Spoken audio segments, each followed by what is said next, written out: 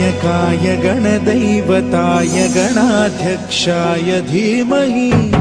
गुणशरीराय गुणमण्डिताय गुणेशानाय धीमहि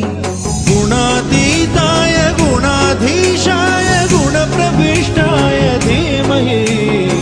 एकदन्ताय वक्रतुण्डाय गौरीतनयाय धीमहि